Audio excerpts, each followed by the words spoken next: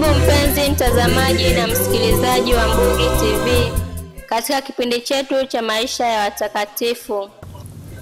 Ikiwa ni tarehe 21 ya mwezi Oktoba, ambapo mama kanisa anaadhimisha kumbukumbu ya Mtakatifu Hilarion Mtawa Mkaapweke. Karibu tuweze kusikiliza historia yake. Mtakatifu Hilarion alizaliwa Tabara katika nchi ya Israeli mwaka 291.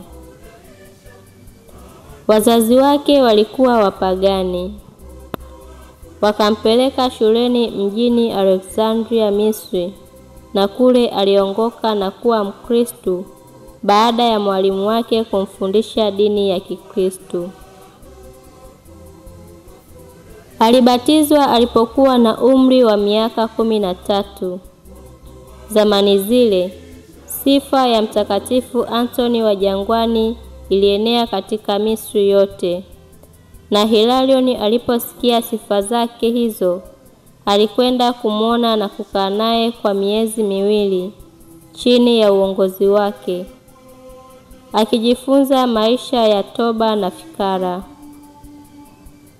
Alipomwona Mtakatifu Antoni, alitambua kwamba mamlaka ya dunia hii ni ubatili mtupu na kumtumikia Mungu ndiko kunakofaa. Aliazimia moyoni mwake kuwa mkaapweke. Huko jangwani alikuwa na nguo chache tu, wala hakuweza kujikinga na jua na baridi.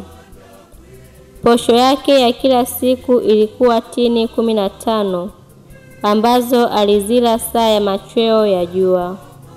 Hata hivyo, kiasi hiki cha chakula hakikumtosha, ingawa aliongeza majani machache ya mboga. Kwa sababu hiyo alizofika sana. Kuna wakati alijisikia sala kuwa kavu na ngumu. Alijisikia kana kwamba aliachwa na Mungu. Lakini hali hii ilimfanya aendelee kusali zaidi. Kuna wakati alijisikia sala kuwa kavu na ngumu. Alijisikia kana kwamba aliachwa na Mungu. Lakini hali hii ilimfanya aendelee kusali zaidi. Inasemekana alifanya miujiza mingi. Mafuta aliyobariki yaliwaponya watu waliokuwa wameumwa na nyoka na wadudu. Na kwa sala zake mvua ilianza kunyesha tena baada ya ukame wa miaka 3. Kwa maombezi yake mwanamke tasa alipata mimba, akazaa mtoto. Wakati fulani baada ya tetemeko la nchi, sala zake ziliuokoa mji na mafuriko ya maji. Mahali popote alikokwenda, watu walimfuata, ingawa hakupenda, kwa sababu hakutaka kujulikana sana, wala hakutaka kuangaliwa kama mtakatifu. Ingawa alikaa nchini Palestina kwa muda wa miaka mingi, alienda Yerusalemu safari moja tu, kwa sababu alitaka watu waelewe kwamba Mungu yupo kila mahali, wala haabudiwi katika mji mmoja tu. Na hilo ndilo fundisho kuu alilotuachia Mtakatifu Hilarion. Maana yake ni kwamba hatuna budi kusali na kumsifu Mungu mahali popote tulipo, na hasa mioyoni mwetu. Akiwa na umri wa miaka 69, alikwenda Misri kutembelea sehemu zile alizoishi Mtakatifu Antoni, na kukuta alishafariki miaka 5 iliyopita. Wakati wa madhulumu ya Kaisari Juliani, Hilarion alikimbilia katika jangwa la Libya. Baada ya madhulumu haya, alivuka kwenda Sisilia na kuishi kule hadi alipotambuliwa na wafuasi wake wa zamani. Akiendelea kutafuta mahali pengine pa kuishi mbali na watu, akaenda Dalmatia, Yugoslavia, na baadaye akaenda katika kisiwa cha Kipro, mahali alipokufa peke yake katika pango akiwa na umri wa miaka 80. Alipokuwa karibu ya kufa, Hilarion alianza kutetemeka na kuogopa. Kisha akatulia akisema, roho yangu, umemtumikia Mungu kwa muda wa miaka 80.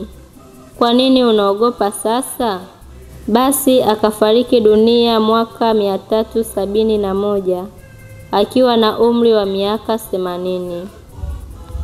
Mtakatifu Epifanio alimfahamu Hilarion na alishangazwa sana na maisha yake, hata akamwelezea Mtakatifu Jeronimo yale yote aliyoyajua kuhusu maisha yake na utakatifu wake. Jeronimo aliandika historia ya maisha yake, na kwa maandishi yake tumefahamu maisha ya Mtakatifu Hilarion. Hiyo ndiyo historia ya mtakatifu wetu wa leo ambaye ni Mtakatifu Hilarion, mtawa Mkaapweke.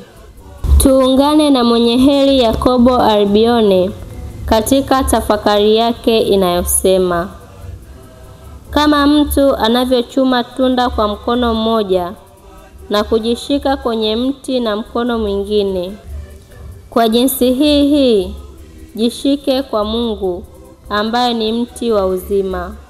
Hisi uwepo wake, mpende. Mungu anapoingia rohoni mwa mtu, roho inafanywa kuwa hai kwa namna ya ajabu, na tendo hili la kuingia ndani mwetu ni tendo la Mungu mwenyewe kujitoa kwa ajili yetu. Ndugu zangu, Mama Kanisa pia kwa siku ya leo anaadhimisha watakatifu wengine ambao ni Mtakatifu Ursula, watakatifu Modescus, Eutychus, Maurus, Diceus, wafiadini wa Afrika Kaskazini. Hao ndio watakatifu wetu wa leo. Tumsifu Yesu Kristo.